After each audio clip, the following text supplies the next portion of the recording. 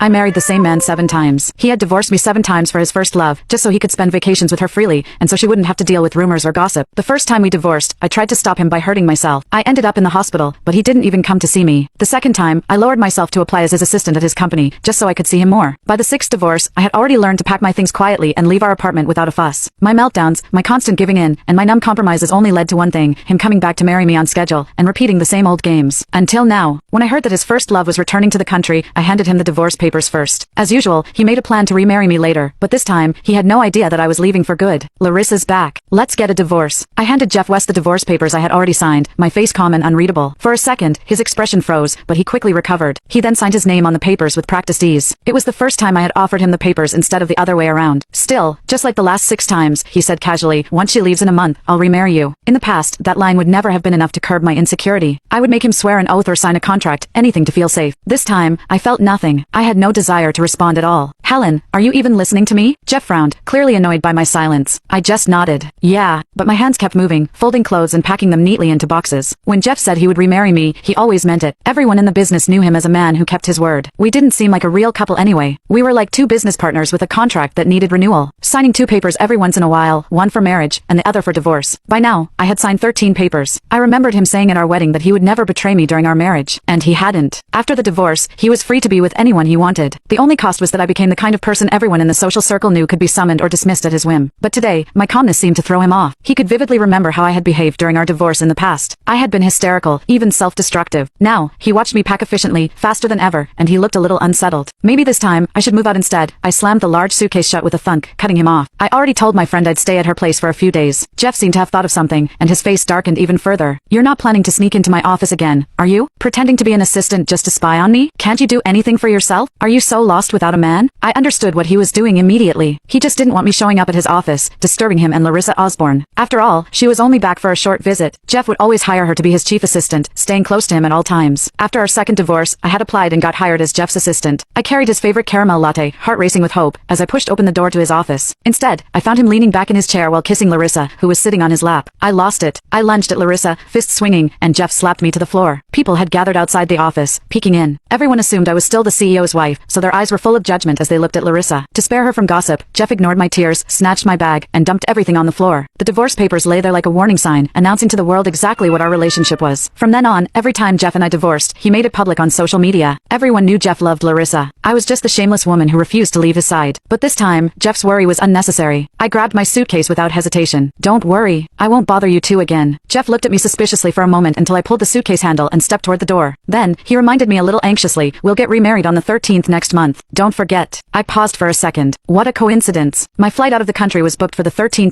After Larissa returned, Jeff didn't think about me once. This time, I stopped obsessively tracking his every move, which I do after every one of our divorces, waiting at every place he might appear. Instead, I spent my days enjoying myself with my best friend, Scarlett Hargraves. We were living our best life. Before I knew it, only 20 days were left until I'd leave the country. One evening, Scarlett and I were waiting for our food at a restaurant when we ran into Jeff and Larissa. Jeff had his arm around Larissa's waist. They laughed and talked as they walked in together, looking like the perfect match. Helen? Jeff's eyes immediately locked on me. Larissa leaned close to him, draping an arm around his shoulders while smiling sweetly. Helen, what a surprise. Seeing my gaze linger on Larissa, Jeff instinctively stepped forward, putting her slightly behind him. I knew he feared I might act like I used to and lunge at Larissa without a second thought. But I didn't. I even held back Scarlett, who was itching to defend me. I smiled casually. Yeah, what a surprise. Sensing my restraint, Larissa smiled even more confidently. Sorry, Helen, she said, swinging Jeff's arm and pouting. Jeff promised to reserve this place just for me. Looks like you'll have to eat somewhere else. Right, Jeff? Say something, or Helen will think I'm picking on her. Jeff's eyes flickered toward me for a second, a mix of hesitation and calculation. Finally, he just nodded. He didn't say a word, but the message was clear, louder than any speech. Scarlett rolled up her sleeves, ready to confront them, but I gently pressed her arm down. It's okay. We can go somewhere else. Yeah, we'd go somewhere else, anywhere without Jeff. With my departure abroad looming, I wasn't going to waste time on pointless arguments with my ex. After all, as a competent ex, I was supposed to treat Jeff as if he didn't exist. The restaurant manager, sensing the tension, stepped in with a smile. You two look so happy together. What a beautiful couple. Jeff's eyes flicked to me with a mix of caution and curiosity, as if wondering what I might say or do. But I ignored it completely, took Scarlett's hand, and walked away. Jeff stared after us, stunned that I hadn't reacted at all. Larissa called Jeff's name several times. By the end, her voice was tinged with impatience before he finally dragged his gaze back to her. I had thought our restaurant encounter would be the last time I'd see Jeff before leaving the country. But on the very night I officially quit as his assistant, I got a video call from him. It was such a rare surprise that I had to fight the urge to hang up immediately. Instead, I switched to a voice call. Jeff's voice carried a hint of annoyance. Why switch to voice? I shrugged it off casually. I don't have makeup on. I'm not ready for video. I immediately regretted saying it. It sounded as if I wanted to impress him. As expected, Jeff laughed, suddenly in a better mood. We've been together forever. I've seen you without makeup plenty of times. His flirty tone made me uncomfortable. I kept my voice cool. Do you need something? He noticed the distance in my tone and sat up straighter, leaving behind his usual lazy posture. I heard you quit from HR. I gave a short yeah and didn't explain. Neither of us spoke for a while. Jeff tried to fill the silence, but it felt like small talk without real meaning. I'm glad you quit. I never understood why you chose to be an assistant when you're already the CEO's wife. That's kinda lowering your status. He continued, and honestly, your schedule was all over the place. I barely saw you at the office, but I still had to send your paycheck every month. Everyone knew you were my plus one, saying I'm playing favorites. Annoyed, I cut him off before he could say more. Don't you have to go see Larissa? Jeff muttered under his breath, we're not together. Why would I? Then he went quiet, remembering I was just his ex. A flicker of guilt crossed his face. I'm sorry about the divorce. I owe you for that. I was just worried people would gossip about Larissa if we were still married. I nodded to myself. Sure, Larissa didn't deserve the whispers and judgment. So I got to be the joke, the topic of conversation for everyone else. My voice grew colder. If there's nothing else, I'm hanging up. Wait! Jeff's voice turned urgent. December 12th is our anniversary. Your favorite singer's concert is that night. I know you've always wanted to go. I'll buy the tickets, and we'll go together, okay? For a brief second, I almost thought about telling him the truth. But before I could speak, Larissa's voice rang from the other side of the call. Jeff, I forgot my towel. Can you grab it for me? Jeff froze and stared at my name on the screen, clearly caught between choices. I kept my expression neutral. Go ahead. Finally, he slowly got up, phone still in hand. Don't hang up yet. I'll be right back.